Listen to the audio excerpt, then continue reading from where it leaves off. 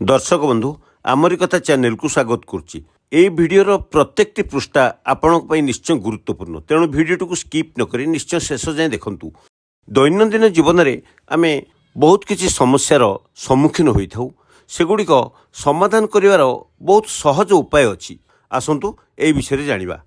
दर्शक बंधु मन रखु, प्रतिदिन सकाळे और संध्यारे खाली पेटरे भ्रमण करने शरीर पर बहुत उपकार। याद्वारा शरीर भितर जमा होइथिबा चर्बी और शर्करा जातीय खाद्य सबू बेस भल भाव हजम होई शक्ति रे परिणत होइथाय। शरीरर विभिन्न अंग को मध्य भल रक्त संचालन होइथाय। स्नायुगुड़िक कार्यक्षम और सचल हुए।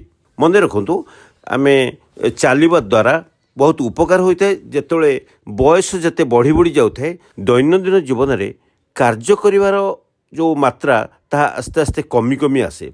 तेणु बयस जते बढ़ी बढ़ी जाउथाय सेते चलिबा बा व्यायाम करबा निहाती दरकार। कार्य न कले बा शरीर चल प्रचल नहेले आम जो खाद्य खाऊ से शर्करा जातीय खाद्य एवं चर्बी बा फैट ये सब कौन डिपोजिट होता है बा जमा हुई रहे, जहाँ आमर भविष्य में शरीर पर क्षतिकारक। तेणु चलिबा द्वारा बा एक्सरसाइज करने द्वारा से सब हजम हो जाए एवं मेटाबॉलिज्म वृद्धि पाए। फल से सब शक्ति रे परिणत हुए।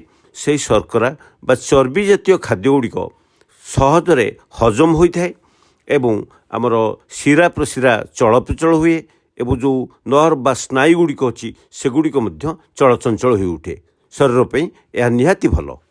अनेक लोक अच्छी शोइबा बेले बहुत जोरे घुंगुड़ी मारती। सकाळे और संध्यारे भ्रमण कला बेले छाती को फुलाई हाथ को आग को पछ को हलांतु एवं प्रति पाद पादरे गभीर श्वास ग्रहण करंतु। यह द्वारा घुंगुड़ी मारिबा कमी थाए एवं शरीर पर यह उपकार होता है। ता छड़ा प्राणायाम करने द्वारा मध्य घुंगुड़ी मारिबा रोग भल होता है। गोटे कथा आपण माने मन रखु, जड़े साधारण व्यक्ति दिन को अति कम रे 6 थर मूत्रत्याग करने सह 2 थर झाड़ा जीवा एवं मासकु थरे अंततः सहवास करुथिले सही व्यक्ति दीर्घायु हुअंती। एटा निश्चय आपण माने मन रखु। आ गोटे कथा मन रखु, शोइबार 2 घंटा पूर्व भोजन कार्य जदि शेष करचुंती ता शरीर पई हितकर। एठी मु गोटे कथा कहबी, अनेक अछंती सेमानकर अजाणतरे बिछणारे परिस्रा हो जाए बा राति रे जानी पारंतनी परिस्रा कर दियंती। सेजरे बिछणारे जदि परिस्रा हो जाउची याकु रोकिया पई एक सहज उपाय अछि। राति रे शोइबा पूर्व मुठाए कंचा चूड़ा खाई दियंतु। एहीपरि किछि दिन कले अजाणतरे बिछणारे परिस्रा हेबा समस्या दूर हो जाए। आ गोटे कथा मन रखु, आपणको ठारे जदि क्रोध देखा दउची अर्थात आपण जानी पारनाती हठात रागी जाउछंती, रागिवा द्वारा बहुत किसी क्षति साधन होची। कारण सेतेबेले क्रोध आपणको नियंत्रण रे रहे नाही। तेणु सेतेबेले आपण कोन करिवे, जेतेबेले क्रोध आसी जाउची आपण 1 ରୁ 20 पर्यंत संख्या लिखि पकांतु एवं पुणी थे ताकू ओल्टेकिरी अर्थात 20 ରୁ 1 पर्यंत लिखंतु। एति करंतु, देखिबे क्रोध शांत हबो। ता छड़ा जोर रे निश्वास प्रश्वास नियंतु। क्रोध आसीबा मात्रे तुरंत सही स्थान रु टिके अलग स्थान को चली जातु। जदि गीत जानिचंती टिके गीत भी बोलंतु। ए सब कले क्रोध नियंत्रित हो परिबो। खाइबा समय रे अधिक गुड़े पानी पीवा उचित नुहे। आपण खाइबा एवं पानी पीवा मिसी जदि पेट को पूरा फुल करदेवे बा 100 ରୁ 100% फुल करेंगे ता भल नुहे। पेट को 100% पूरा करी भोजन करवा आदौ उचित नुहे। खाई सारी संगे संगे शोइबा मध्य आदौ उचित नुहे। खाइबा बेले अन्य मनस्क रहिबा बा अन्य कथा चिंता करिबा बा अन्य कथारे निमग्न रहिबा बहुत क्षतिकारक। तेणु यह करवा उचित नुहे। नियमित भावे बा अधिक मांस खाउथिबा व्यक्ति साधारणतः कोलेस्टेरोल रोग रे पीड़ित होइतांती। नियमित बा अधिकांश दिन जो माने मांस खाती ता द्वारा कौन हुए, चर्बी जातीय खाद्य अधिक शरीर ग्रहण करे, कोलेस्टेरोल परिमाण वृद्धि पाए, जहाँ परवर्ती समय शरीर पर क्षतिकारक, विशेषकर हृदरोग ताहा एक आशंका सृष्टि करे। प्रतिदिन मेथी खाइले अन्यान्य समस्या सहित कोलेस्टेरोल ह्रास पाए। अंधारकणा रोग थिले बाईगण पोड़ा सहित छेली पित्त को मिसाई गिलिकिरी खाइले यही रोग उपशम हुए। ବାଇଗଣ ପୋଡ଼ା ସହିତ ଏ ଯେଉଁ ଛେଳି ପିତ୍ତକୁ ସଂଗ୍ରହ କରିବା ଟିକେ କଷ୍ଟ ହୋଇପାରେ, କିନ୍ତୁ ଅନ୍ଧାର କଣା ଭଳି ରୋଗ ଉପଶମ ହୋଇଯିବ। ତେଣୁ ଏହା କରିବା ଉଚିତ। ପ୍ରତିଦିନ ଶାଗ ଖାଇଲେ ଶରୀରକୁ ଭିଟାମିନ୍ ଏ ପ୍ରଚୁର ପରିମାଣରେ ମିଳିଥାଏ, ଫଳରେ ଦୃଷ୍ଟିଶକ୍ତି ବୃଦ୍ଧି ପାଏ। ଖାଲି ପେଟରେ ବାସି ପାଣି ସହିତ ଲେମ୍ବୁ ମିଶାଇ ସକାଳୁ ପିଇଲେ ଯକୃତ ବୃଦ୍ଧିରୁ ଉପଶମ ମିଳେ।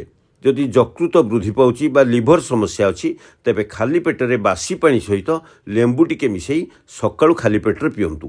ତେଜପତ୍ର ପାଣିରେ ଫୁଟାଇ ସେହି ପାଣିକୁ ନେଇ କୁଳୁକୁଞ୍ଚା କଲେ ଜିଭରେ ହୋଇଥିବା ଘା ଭଲ ହୋଇଯାଏ। ଗୋଟିଏ ଚାମଚ ଲେଖାଏଁ ମହୁ ଦିନକୁ ଯଦି ଆପଣ 3-4 ଥର ଖାଉଛନ୍ତି, ତାହେଲେ ଗଳା ବା ତଣ୍ଟି ଦରଜ ହୋଇଥିଲେ ଏହା ଭଲ ହୋଇଯାଏ। ପଇଡ଼ ପାଣିରେ କୁଳି କଲେ ସମସ୍ତ ଦାନ୍ତ ରୋଗ ଭଲ ହୁଏ।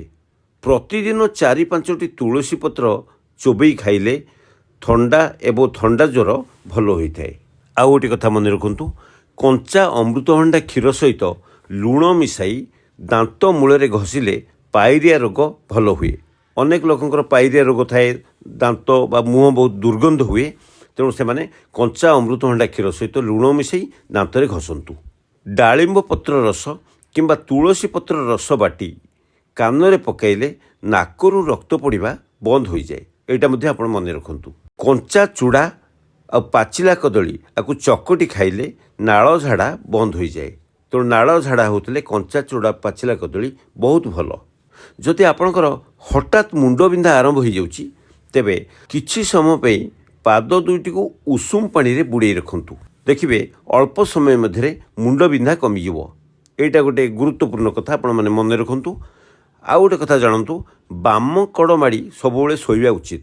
ଏହାଦ୍ୱାରା ଖାଦ୍ୟ ଭଲ ଭାବରେ ହଜମ ହୋଇଥାଏ ଏବଂ ଅନ୍ୟାନ୍ୟ ଉପକାର ମଧ୍ୟ ମିଳେ ଶରୀରକୁ। ସପ୍ତାହକୁ 4ଟିରୁ ଅଧିକ ଅଣ୍ଡା ଖାଇବା ଉଚିତ ନୁହେଁ।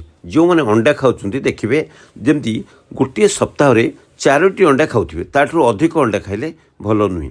ବେଳେବେଳେ ଅଣ୍ଡା ଆଣିଲା ବେଳେ ଅଣ୍ଡା କିଛି ଖରାପ ହୋଇଥାଏ ବା ସଢ଼ିଯାଏ, ତାହେଲେ ଆମେ କେମିତି ଜାଣିବା କେଉଁଟା ଭଲ ଅଣ୍ଡା ଏବଂ କେଉଁଟା ଖରାପ ଅଣ୍ଡା? ଯେଉଁ ଅଣ୍ଡାକୁ ପାଣିରେ ବୁଡ଼ାଇ ରଖିଲେ ତାହା ଭାସିବ, ଜାଣିବେ ସେହି ଅଣ୍ଡା ସଢ଼ା ଅଣ୍ଡା। ମନେ ରଖନ୍ତୁ, ଅଣ୍ଡାକୁ ପାଣିରେ ପକାଇଦେବେ, ଯଦି ଅଣ୍ଡାଟି ଭାସି ଉଠିଲା ଯେଉଁ ଅଣ୍ଡାଟି, ସେଇଟା ଭଲ ନୁହେଁ, ସଢ଼ା ଅଣ୍ଡା। ଆଉ ମଧ୍ୟ ମନେ ରଖନ୍ତୁ, ମୁହଁରେ ଯଦି ବ୍ରଣ ହୋଇଥାଏ, ତାହେଲେ ବ୍ରଣ ଉପରେ କିଛି ବର କ୍ଷୀର ନେଇକରି ଲଗାନ୍ତୁ।